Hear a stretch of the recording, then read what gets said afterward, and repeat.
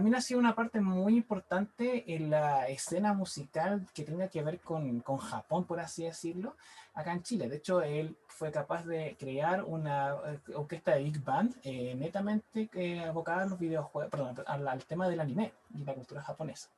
Así que en base a esto, bueno, ojalá que todos ustedes puedan apreciar y puedan un poquito introducirse en este bonito arte que es la música desde otra perspectiva. Así que, Nicolai, ¿estás ahí? Sí, pues aquí estamos. Gracias, Gabriel, por la presentación. Bueno, aprovecho de saludarlos a todos y a todas. Gracias por conectarse. Hola, Esteban, la única persona que conozco de este grupo. Las demás, hola, un gusto. Qué bueno conocernos. Bueno, es un tema súper amplio, gigante, el de la música japonesa. En el fondo, empezar a desmembrar un poco qué de lo que conocemos de la música popular japonesa es japonés, qué es una influencia externa, cómo estas dos cosas se fueron mezclando. Eh, a mí lo que me parece muy interesante de este tema es por qué de repente escuchamos una música que puede ser rock, puede ser ska, puede ser un estilo de cualquier parte del mundo, pero cuando está hecho por japoneses, como que, no sé si será que nosotros tenemos un vínculo con esta cultura muy especial, pero como que sentimos, oh, tiene este sentir, este algo especial. ¿Por qué los japoneses suenan así? Si están tratando de tocar un swing, están tratando de tocar salsa, cualquier cosa, pero tiene ese sentir japonés, las composiciones de ellos, la manera de abordar el instrumento, quizás el mensaje que entregan a través de la música, algo nos queda. Me imagino que todos los que están presentes tienen cierto grado de interés, o al menos la mayoría, cierto grado de interés en algunas músicas japonesas. Eh, bueno, yo voy a partir mostrándoles un par de videitos. Hoy día vamos a ver fragmentitos cortos, no vamos a alcanzar a escuchar un tema entero, ni mucho menos por el tiempo, pero les voy a mostrar al menos algunos fragmentos bien cortitos de música. Vamos a partir con dos fragmentos bien diferentes. Ya, entonces les comparto un poquito algunos temitas, algunos fragmentos. Quiero que después conversemos un poco de esto.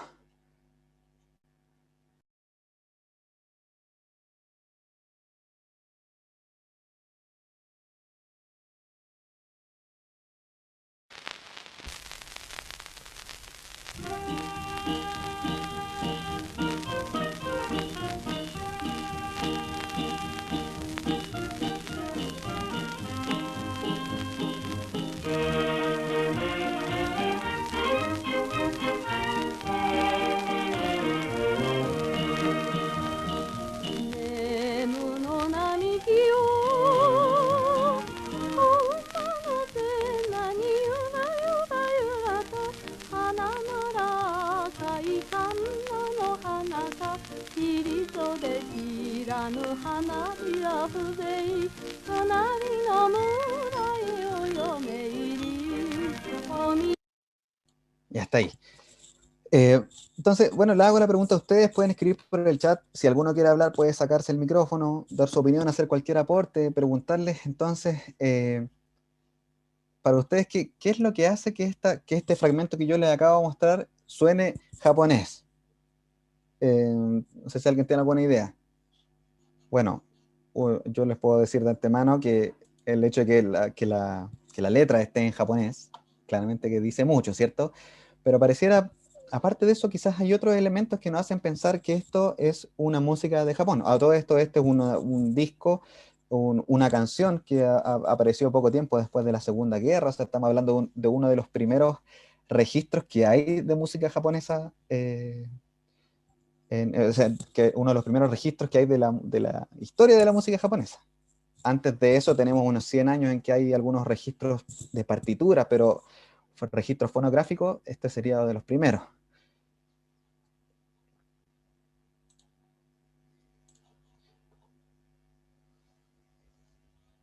Bueno, lo dejo ahí para que pensemos un poquito de qué se podría tratar esto. Paulina nos dice, mi conocimiento de música me permite identificar concretamente el elemento, pero no sé si es la melodía o los sonidos de los instrumentos. Claro, podría ser. O sea, es interesante entonces empezar a pensar que aparte de la letra, hay otras cosas que de alguna manera hacen sentir que esto podría ser japonés, ¿ya? Eh, la idea es que poco a poco vayamos discriminando esto. Entonces, vamos a ocupar ese modo de pensar también para escuchar la siguiente canción. La siguiente canción que van a escuchar van a sentir una influencia que no es japonesa definitivamente, es una música de otro lado del mundo, pero quiero que se esfuercen a sentir qué parte de esa música tiene esta esencia nipona. Creo que lo van a sentir.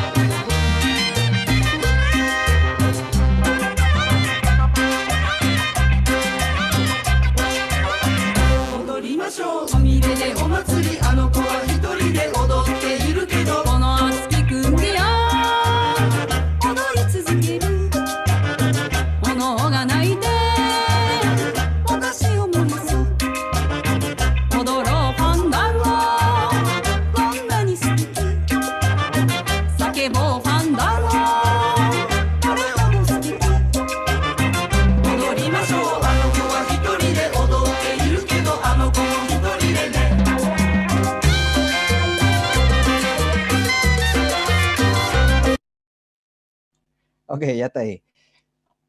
Entonces, bueno, estos ritmos son colombianos, música de Bogotá, para el mundo, decía por ahí en los comentarios.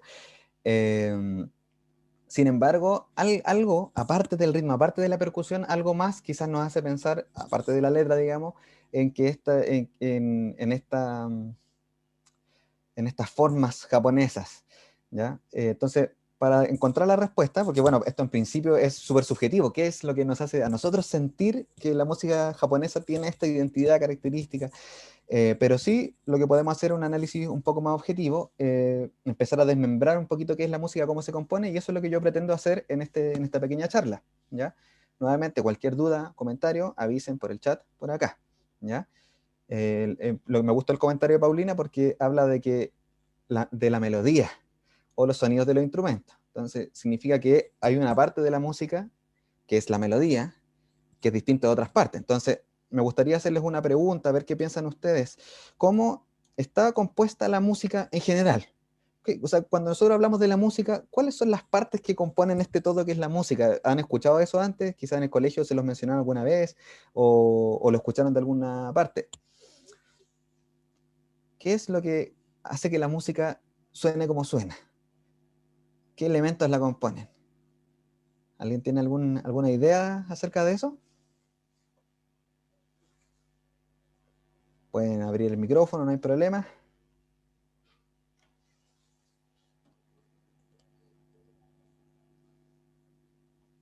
¿Nadie?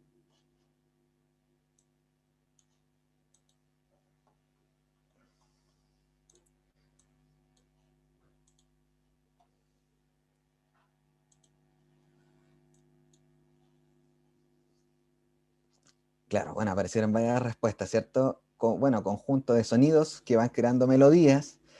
Lo poco que entiendo de piano es que está la melodía y los acordes como un acompañamiento para la melodía. Ya, aparecen dos elementos y Catherine habla del ritmo, notas. Bacán. Aparecieron justamente, mira qué coincidencia, aparecen entonces los mismos elementos que tengo aquí en el PowerPoint, porque justamente las cosas que a nosotros en Occidente nos enseñaron a reconocer de la música, nos dijeron, en algún momento de nuestras vidas, yo no me acuerdo cuándo, nos dijeron, ok, la música se compone de tres cosas: ritmo, melodía y armonía, ¿ya? Entonces, si bien hoy día se sabe que hay otras cosas que también son importantes para generar un efecto dramático en la música, como son el timbre, la agógica, las dinámicas, conceptos que espero que más adelante veamos algún día, sí se entiende en la música occidental que estos son los más importantes: el ritmo, la melodía y la armonía, ¿ya? Muy brevemente, para los que no entienden qué es esto, el ritmo es el tiempo en el que ocurren los diferentes eventos, sea que toquemos notas, sea que cantemos, que gritemos, que percutamos algo, incluso que caminemos. Si existe un patrón de tiempo que nosotros podamos medir, el goteo, por ejemplo, una gotera, de un charco, eh, si existe algo que nosotros podamos medir en cuanto a tiempo, tiene entonces un ritmo, ¿cierto? Entonces música no es diferente que eso. El ritmo sería en qué momento ocurren las cosas. Por lo tanto, todo está permeado por el ritmo. ¿Ya? Todo lo que nosotros toquemos, sea un instrumento japonés o de cualquier lado del mundo, siempre, nosotros solo con hablar estamos allá hablando con un ritmo. El ritmo es intrínseco a todo. Bueno, después aparece el concepto de melodía, que son estas voces, ¿cierto? Estas notas. Es decir, bueno, yo aquí tengo una flautita a mano, melodía es esto. Una simple nota que asciende o desciende y que va formando una especie de frase musical. Y la armonía es, bueno, al final de la charla voy a explicar un poquito qué es, pero podríamos decir, tal como se dijo en los comentarios, que es una especie de acompañamiento para la melodía, una base, y tiene que ver con el mundo de los acordes, ¿ya? Entonces, yo lo que quise hacer en esta presentación es hablar un poquito, tratar de relacionar la música japonesa con estos tres elementos, investigar un poquito del ritmo, de la tradición rítmica de Japón, de la tradición melódica y de la tradición armónica. ¿Ya? Es mucha materia para esta hora que tenemos de trabajo, pero muy a la pasada voy a ir mencionando algunas cosas, ¿ya? Entonces vamos a partir por el ritmo. Bueno, y en realidad los antecedentes de que hay del ritmo en Japón no son tantos, la verdad, en cuanto a una gran riqueza de instrumentos, por ejemplo, en comparación a lo que pasa en Latinoamérica o en África, que es una variedad muy grande, pero sí es muy antigua la tradición de estos instrumentos. Por ejemplo, el taiko. Ya ustedes habrán escuchado alguna vez de estos instrumentos. Siglo VI, aquí dice, en el siglo VI entra a Japón desde China y Corea. Es un instrumento importado, pero que se empieza, digamos, a hacer parte, primero como instrumento de guerra, después, como los pueblos no están 100% siempre en guerras, siempre los instrumentos terminan acompañando festivales. Eso es en todo el lado del mundo, y en particular en Japón, presentaciones teatrales. Entonces, para las expresiones teatrales de Japón, para los que conocen un poco más del teatro japonés, yo no conozco mucho, pero está el teatro no, teatro kabuki, ¿cierto?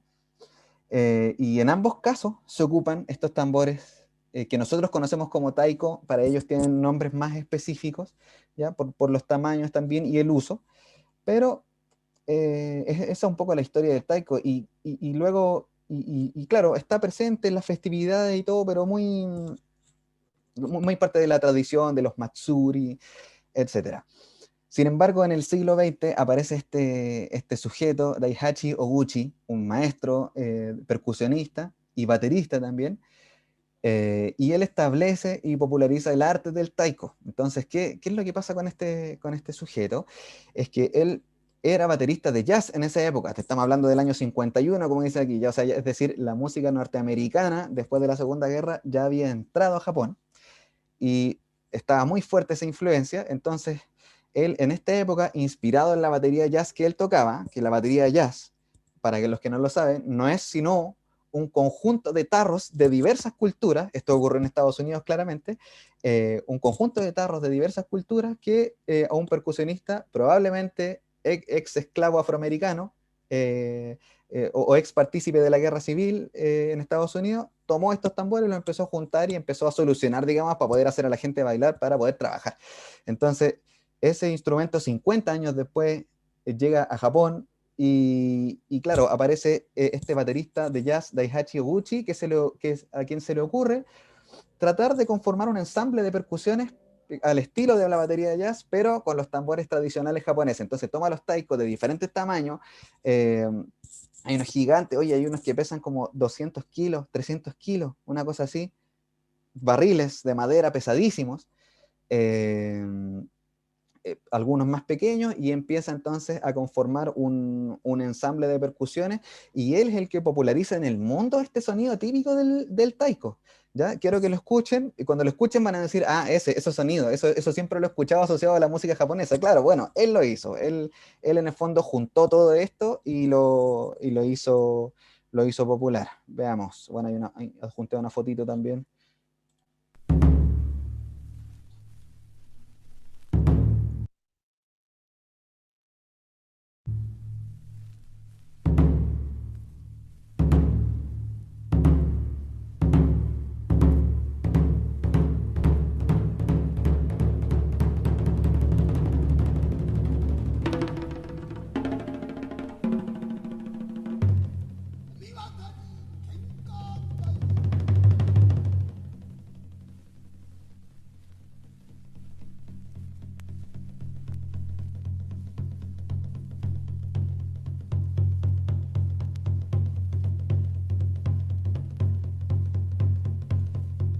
Voy a adelantarlo un poquito para que escuchen una parte más adelante.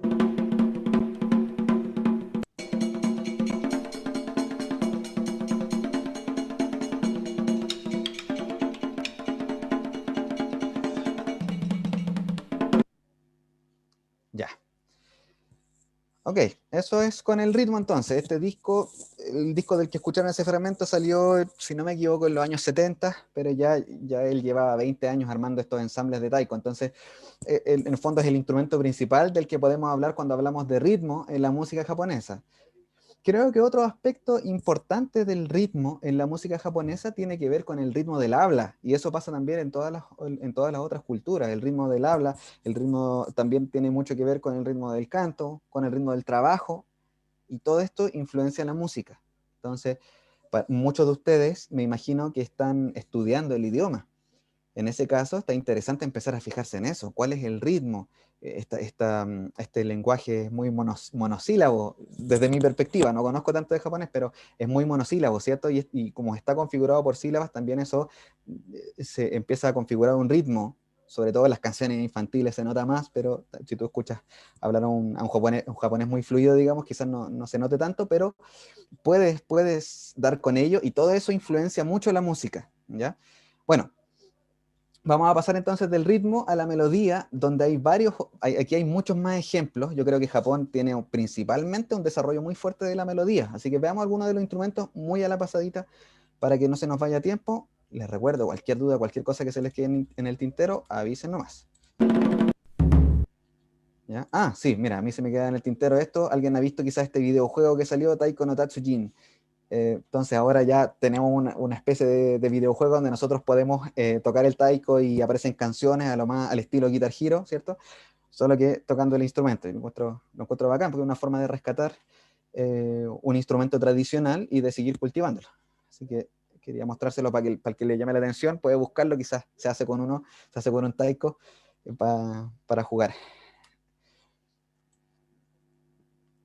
Bueno, instrumentos melódicos entonces. La melodía. Entonces, primero antes de hablar de las melodías japonesas, quiero hablar un poquito de los instrumentos japoneses que tocan melodías, porque esos nos van a dar entonces pistas de cómo es de dónde vienen estas melodías finalmente. Entonces, shamisen. Primero voy a describir los instrumentos, después les voy a mostrar una foto o algún audio. Esa va a ser la dinámica, así que primero van a ocupar la imaginación, después lo vamos a mirar. El shamisen entra a Japón a mediados del siglo XVI, desde China también. No sé cómo se pronunciará ese instrumento, pero es el original, digamos, del cual se modifica para llegar al shamisen. Tiene 3 cuerdas, ya se empezaron a imaginar cuál es, de seda entrelazada, un cuerpo madera, piel de perro y de gato, o de gato, por adelante y por detrás.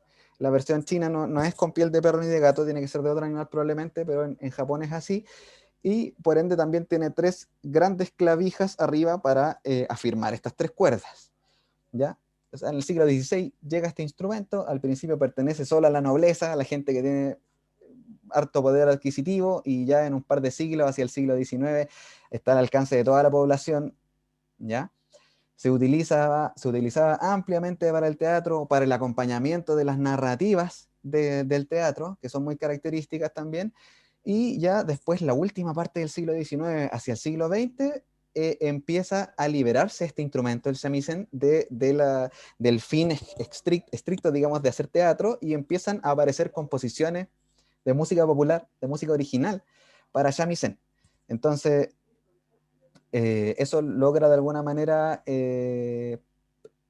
hacer que el instrumento alcance nuevos límites y alcance su verdadero potencial, porque en principio era por un tema, digamos, ritual, y solamente y tradicional, digamos, se utilizaba solo para el teatro, ¿ya? Entonces es importante que en el siglo XX se abren instrumentos, como en este caso, se abren instrumentos, igual con el taiko, que solamente se utilizaban exclusivamente para cierta instancia social, y entonces se empiezan a abrir al uso, digamos, popular, para simplemente tocar música en festivales o en diferentes circunstancias. Entonces, eso pasó recién a finales del siglo XIX, o sea, antes de eso viene una tradición bastante estricta de para qué se puede tocar un instrumento y para qué no. Ya lo vamos a ver.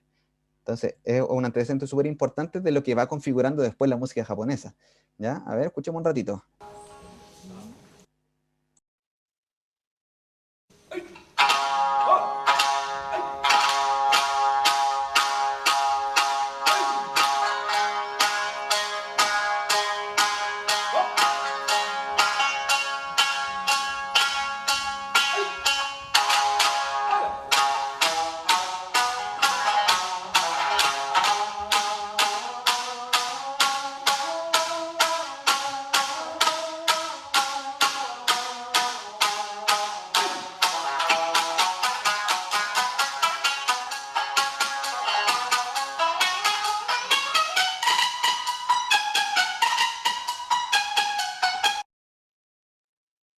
Ya chicos, hasta ahí nomás, tengo que continuar. Ese es el shamisen. Vamos con otro instrumento más. Alguien quizás conoce este instrumento, shakuhachi. Es una flauta de solo 5 orificios, medio metro aproximadamente, hay algunas mucho más grandes, sí. Entra a Japón en el siglo VIII, desde China también. ¿Ya? Mucho tiempo después, en el siglo XVI, monjes itinerantes del budismo zen lo usan como herramienta para la meditación. Entonces, no se considera un instrumento musical, sino que se considera como una herramienta para alcanzar la iluminación. Ellos tomaban la flauta y trataban de buscar un tono, una respiración, un ritmo que de alguna manera los conectara con todo lo que, con esta iluminación, quién sabe cómo ellos lo pensaban o cómo lo sentían, pero lo cierto es que la flauta, probablemente a través de las notas largas y una forma muy pausada de ejecutar el instrumento, empezaba a resonar el cuerpo con él, la respiración a soltarse y a generar esta forma de meditación. Bueno, miren, interesante, en el año 1871 la secta es proscripta, es decir, ellos los desterraron a todos estos monjes itinerantes. No sé bien la historia, qué fue lo que pasó ahí, pero el instrumento que hasta entonces estaba reservado solo para esos fines, se libera a finales del siglo XIX también, y empieza a utilizarse para hacer música original. Entonces empieza como, en el fondo coincide un poco con lo que ha pasado con los otros instrumentos también. Ya por eso les decía que es un antecedente importante. Vamos a escucharlo.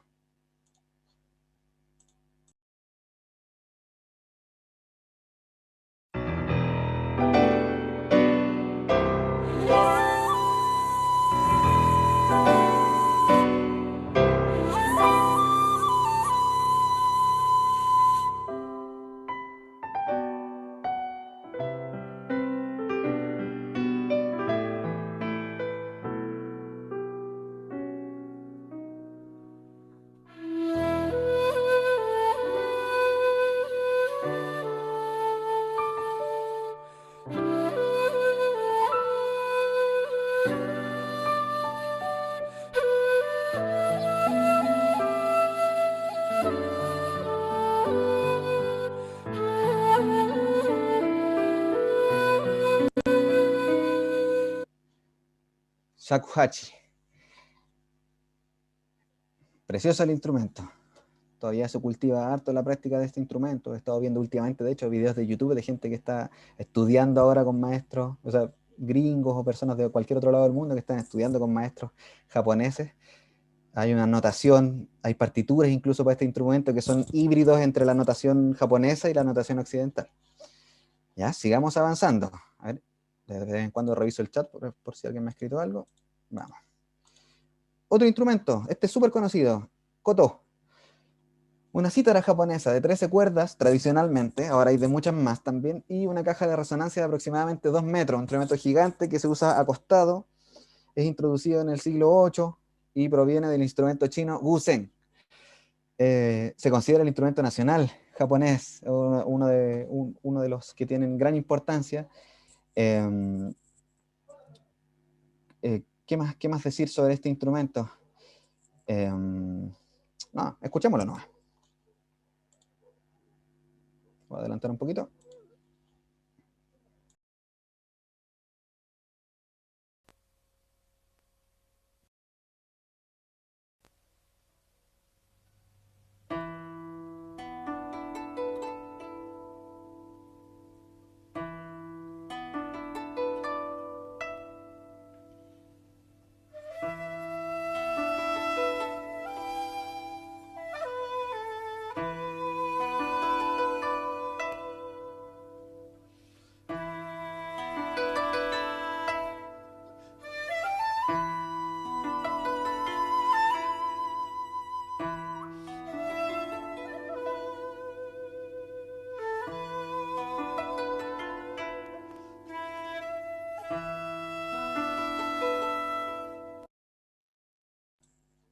Ya, hasta ahí. Bueno, estos son entonces algunos de los instrumentos más populares asociados a Japón, digamos a la raíz, al folclore japonés.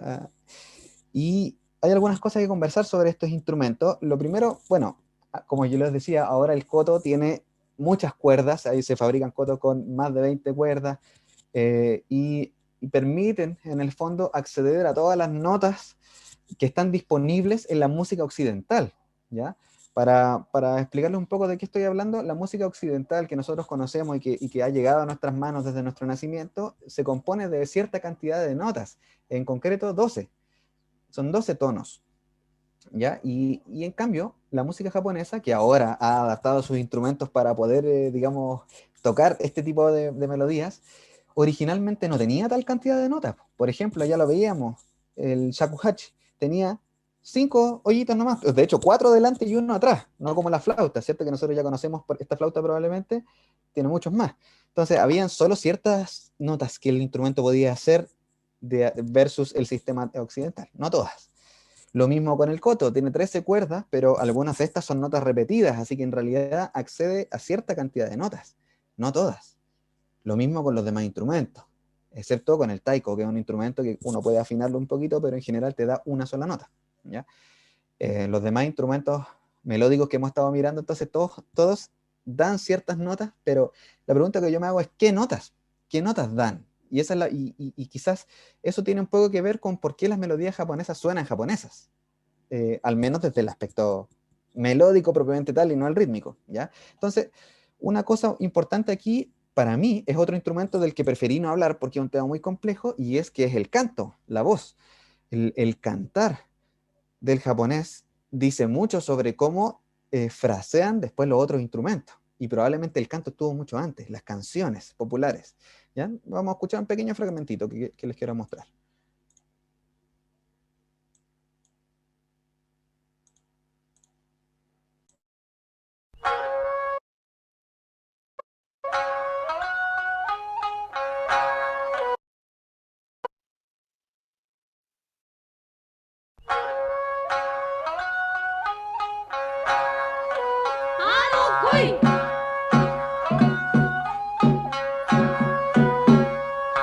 やれんそらんそらんそらんそらんそらんはいはい男度胸なら五尺の体どんと乗り出せ波の上ちょいやさえりやんさどこへしょどこへしょどこへしょどこへ Ok, ya está ahí. Entonces, se fijan ya el cantar, estas son canciones de verdad tradicionales japonesas, y ya el cantar tiene una forma, tiene un idioma, pero también tiene un ritmo, ¿ya? Unas instancias que luego, en las que luego se acoplan otros instrumentos y que empiezan a acompañar y a doblar a la voz. De hecho, todos los instrumentos melódicos que vimos, gran parte de ellos, sobre todo el shakuhachi, se utiliza para doblar a la voz. Entonces es súper importante cuál es esta manera de melodizar, ¿ya? Y aquí nos metemos al tema de las escalas japonesas, ¿ya? Mi idea con esta charla es poder mostrar un pequeñito atisbo de teoría musical, ¿ya? Quienes no sepan absolutamente nada del tema, no se preocupen porque es una información muy chiquitita. Quienes sepan algún poquito, y sobre todo quienes tengan algún instrumento en la casa, quizás quieren sacarlos ahora porque yo, en el fondo, esta pequeña información que les traigo es un regalito de 2 escalas japonesas, ¿ya? De un sinfín que existen. 2 escalas japonesas que son muy populares y muy conocidas, son escalitas que ustedes después van a tocar su instrumento, sea una flauta, una guitarra, hasta un ukelele, y, y les va a sonar japonés. Entonces, miramos cuáles son. Bueno, primero que todo, antes de ver la escala, es importante saber un poquito de dónde salen estas escalas o esta manera de pensar, estas notas que están disponibles para los japoneses que son músicos o músicas. Entonces, yo escribí aquí, debido a las políticas adoptadas a finales del siglo XIX, la teoría musical occidental influyó fuertemente en la educación musical japonesa, ¿ya? En este periodo, que me corrijo Ariel si me equivoco, que creo que le llaman periodo Meiji, que debe ser desde la segunda mitad del siglo XIX hasta principios del siglo XX, Japón adopta una política súper fuerte de incorporar la música occidental a la educación musical desde preescolar, ¿ya?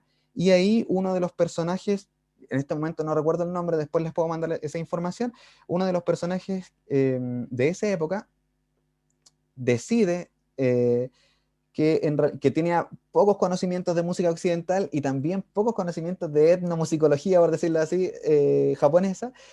Se da cuenta de algunos paralelismos entre escalas que se usan o entre notas que se usan en el campo y en la ciudad en Japón y este concepto que venía de Occidente, que era el de la escala mayor y el de la escala menor. Quizás lo han escuchado alguna vez. Entonces él decide que estas dos cosas en realidad son como lo mismo, se parecen harto, y por esa misma causa decide que en el fondo todo lo que se va a enseñar desde preescolar es música occidental solamente porque es como lo mismo, ¿ya?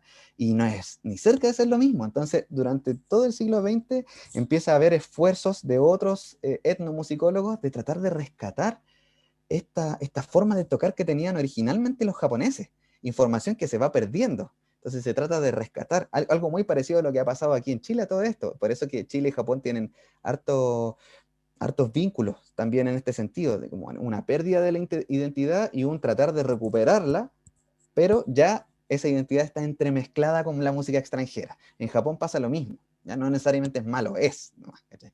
Así que, bueno, eso es lo que ocurre y con el tiempo tratan de entonces empezar a discriminar qué es occidental de todo esto que se metió en nuestra educación musical y qué es tradicionalmente japonés. Entonces se empieza a analizar científicamente, entre comillas, y se teoriza sobre cuáles son las escalas que hay detrás de la música folclórica. Se empieza a investigar, pero ya desde la mirada occidental. ¿A qué me refiero con mirada occidental? Me refiero que ya estamos pensando en do, re, mi, fa, sol, la, si, do, estamos pensando en esas notas. Esto ya es una mirada occidental. Entonces, desde esa mirada, nosotros somos occidentales, vamos a mirar un poco estas escalas, ya que es el regalito que les traía yo. Son dos escalitas que aparecen aquí, para quien tenga un instrumento ya las puede tocar. Déjenme mirar el chat antes. Ya. La primera de ellas es una escala que se llama Miyakobushi. Se conoce como escala urbana porque en esa época era una escala que se veía más frecuentemente en las grandes urbes y no tanto en el campo, ¿ya? Entonces está presente sobre todo en la música imperial del periodo Edo. Entonces es una música más meditativa, diría yo, más asociada también a los privilegios de estas altas clases sociales, ¿ya? En cambio, la escala que aparece aquí abajo, la escala Minyo, es una escala folclórica, aparece más en la música del campo y, curiosamente, la estructura de esta escala es la misma que la de algunas escalas muy populares de la música africana, incluso de música andina del norte de Chile, de Bolivia, de Perú. Exactamente la misma escala aparece en la cultura japonesa. Esas cosas para mí me parecen increíbles, ¿ya? Entonces, quería mostrarles un poquito cómo suenan estas escalas. Yo anoté aquí, extraje de un libro ambas escalas. La escala Miyakobushi, que aparece aquí, está escrita en un pentagrama, y abajo les puse yo las notitas que deberían tocar en un instrumento, sea la guitarra, una flauta, un piano, un metalófono incluso les sirve, ¿ya? Lo que sea que tengan a mano. Yo tengo una flautita aquí, así que voy a tocar estas notas en orden, de forma ascendente y luego descendente, para que ustedes escuchen cómo es que tocar estas notas ya tiene un efecto nipón, podríamos decirle. A ver, mi, fa, la, si, do, mi.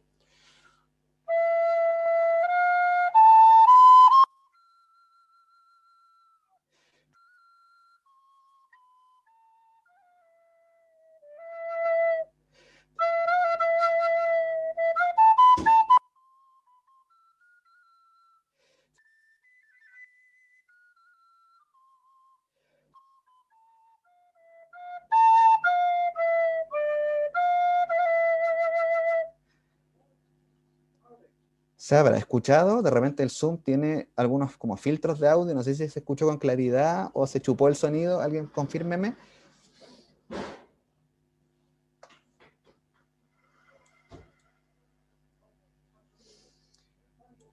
Esa es la escala Miyakobushi, entonces. Yo lo único que hice fue subir y bajar con la escala y jugar un poquito con estas notas, ¿ya? Voy a sacar el filtro de audio, a ver, dame un segundito. A ver, lo voy a tocar de nuevo.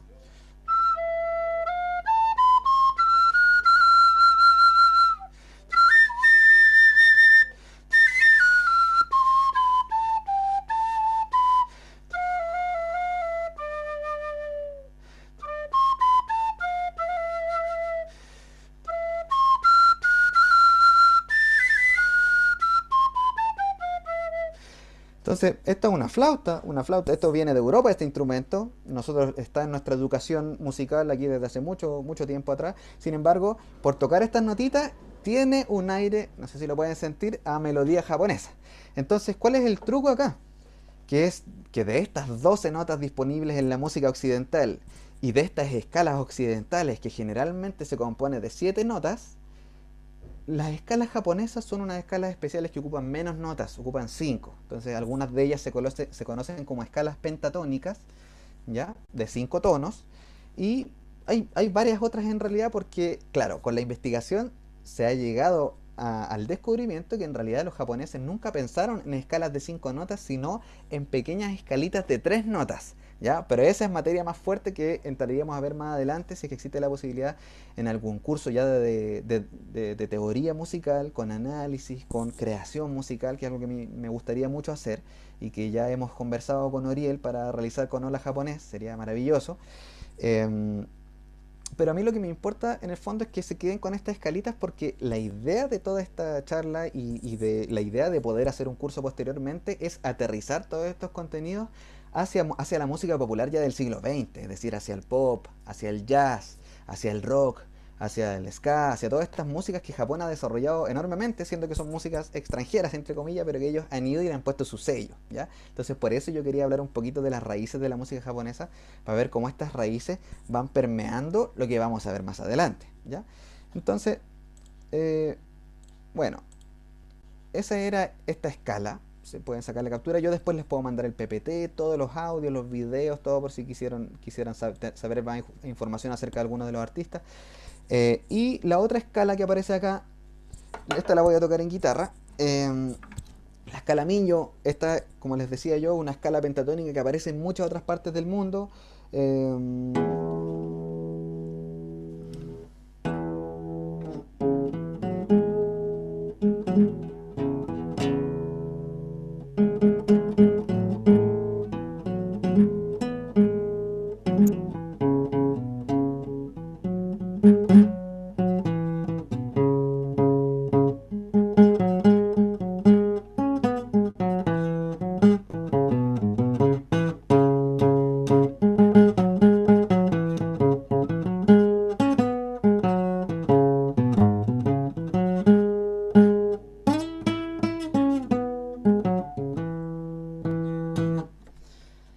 Ya, ahí hay un poquito entonces de esta otra escala Minyo.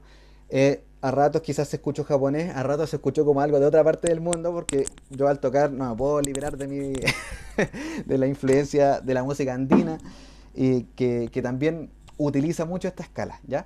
Pero en el fondo, probablemente las melodías que están hechas con esta escala van a tener un aire a Japón, incluso aunque estén dentro del contexto, como les decía, de una música rockera, de una banda sonora, de una orquesta, ¿ya? Como lo escuchábamos en el primer audio, el vinilo que yo les mostraba, eso era una orquesta, un formato de orquesta de música popular estadounidense de los años 40, 50, se ocupaba en este formato, digamos. Sin embargo, algo suena japonés incluso antes que el cantante haga lo suyo, justamente porque se van aprovechando algunas de estas sonoridades, ¿ya? Según yo, la escala Miyako-Bushi tiene este sonido más meditativo, un poco más oscuro, y la escala Minyo tiene un sonido más abierto, más festivo, ¿ya? Ahora, eso es según mi visión occidental. Quizá un japonés me diría yo, no, yo no lo escucho para nada así, ¿ya? Pero sea como sea, aquí tienen entonces ese recurso para que lo puedan tocar en sus instrumentos, ojalá que lo puedan practicar porque es muy divertido. Bueno, sigamos avanzando.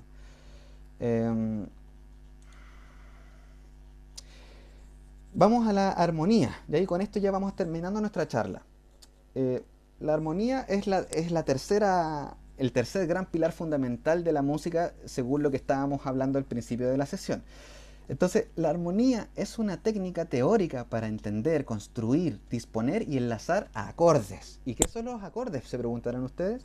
Bueno, son conjuntos de notas que se tocan generalmente de forma simultánea, ¿ya? Entonces, es distinto que tocar una flauta, tocar 8 flautas que vayan haciendo notas diferentes. Se empieza a formar una atmósfera, y esta atmósfera, si se cumplen ciertas normas de la consonancia, se forma lo que llamamos una armonía deseada o deseable, ¿ya? Ahora, esta técnica musical de la armonía se desarrolla en Europa. Esto es una técnica europea que se desarrolla desde el siglo XVII y después de que se desarrolla se empieza a extender su uso fuertemente hacia todo el mundo.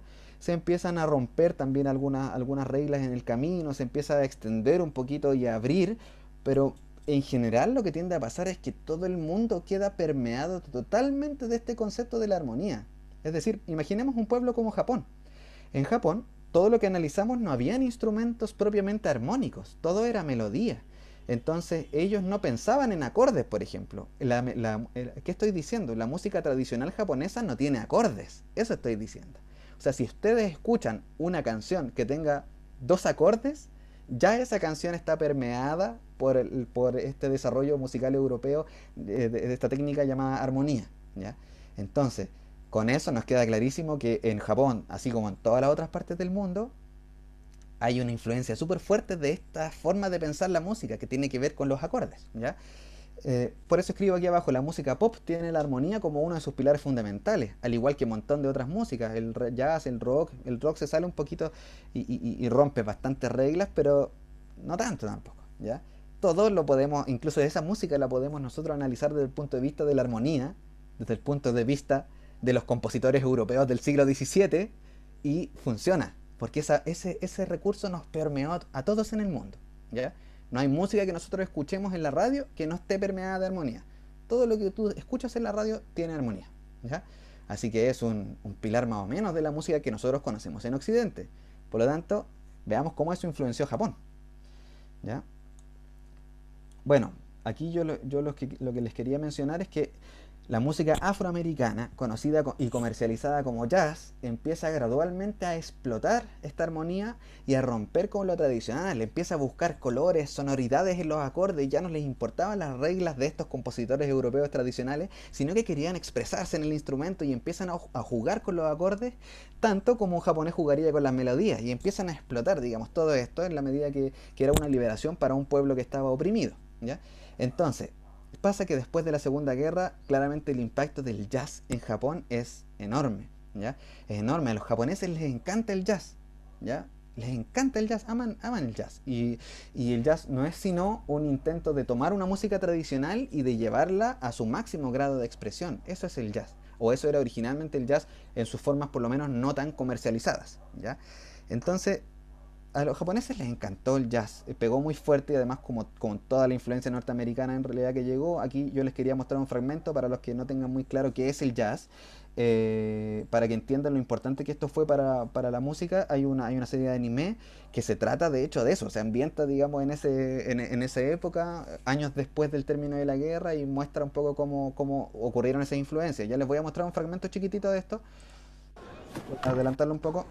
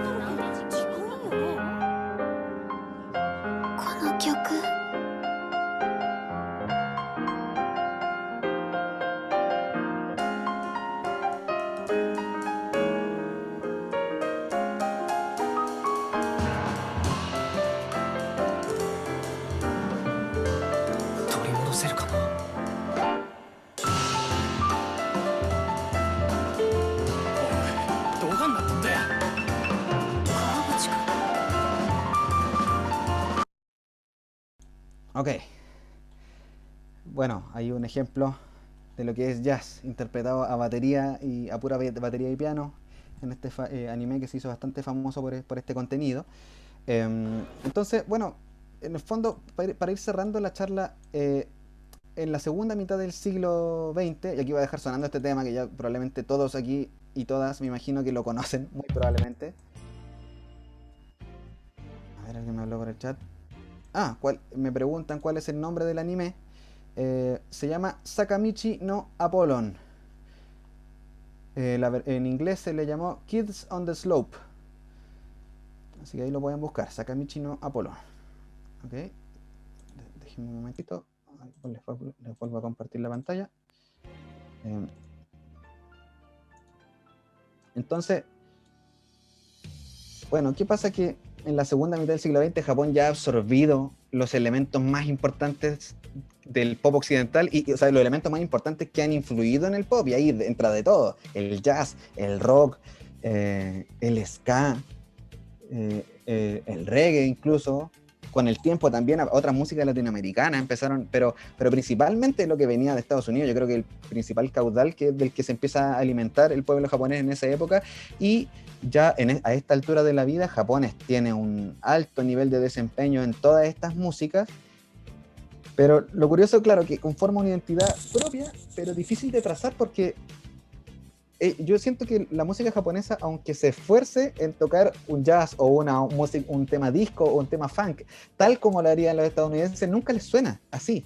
Pero sin embargo les suena con una identidad muy característica. Y que una vez viendo una entrevista que le hacían a un músico acerca del tema, él hablaba mucho de que hay algunas cosas muy características quizás en el fondo, en las decisiones musicales que se toman, en el trasfondo de los mensajes.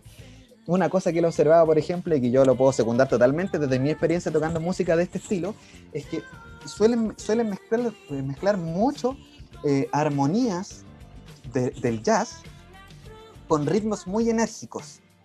Y yendo más allá aún, suelen mezclar mucho melodías y armonías altamente emocionales, muy nostálgicas, muy de corazón abierto. O sea, no me las voy a jugar de intelectual ni aquí a hacer que no tengo emociones, sino que con el corazón desnudo, hablando así como la firme sobre el mundo emocional, ¿ya? Una gran desnudez en ese sentido, pero en el ritmo un optimismo muy grande. Entonces empiezan a conjugar esos elementos en el que la melodía y la armonía hacen alusión a una tristeza, a una nostalgia, a una emoción muy profunda.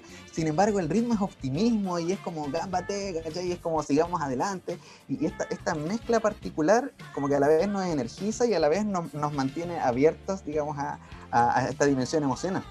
Son dos elementos que de repente no son muy compatibles en Occidente. O te mantenís siendo positivo así como para poder sacar tu vida adelante, o si no, si estás abierto emocionalmente eres un débil, ¿cachai? Como que es un concepto que está impreso en muchos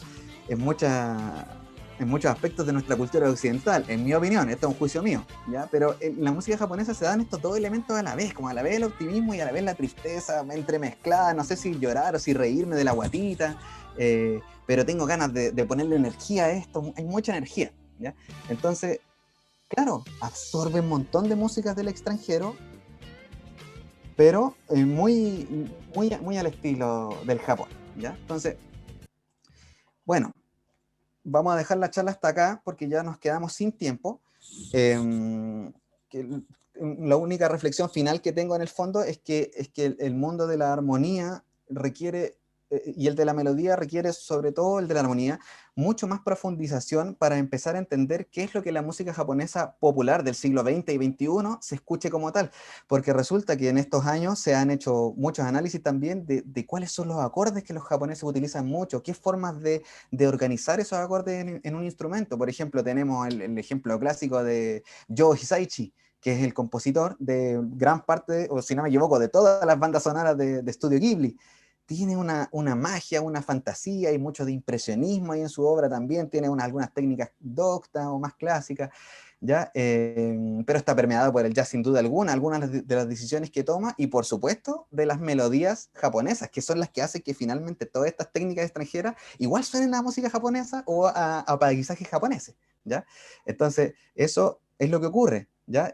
También la música japonesa de los años 70, hay una corriente, si no me equivoco, que se llama Enka, que se refiere a esta música cebolla de los años 70 y 80, que está muy permeada de melodías japonesas, pero de acordes de jazz. Entonces, en el fondo, para ir cerrando esta charla, yo les invito a estar atentos, les doy las gracias por participar, y probablemente con Hola Japonés y con Oriel hagamos más adelante un curso destinado, digamos, a crear música y analizar música concretamente, a aprender de acordes, ¿ya? Es un curso, sería un curso de introducción a la música, pero utilizando puro repertorio japonés y puros elementos de la cultura japonesa para ir abordando la música desde esa perspectiva, pensando siempre desde cero y también para pasarla bien un rato, para crear también todo eso, ¿ya? Así que desde ya muchas gracias a todos y a todas. Ustedes van a tener después mis datos de contacto por si quieren algún material más. Y eso, ha sido un placer. Muchas gracias por el espacio, Ariel, también. Gracias, Hola Japonés.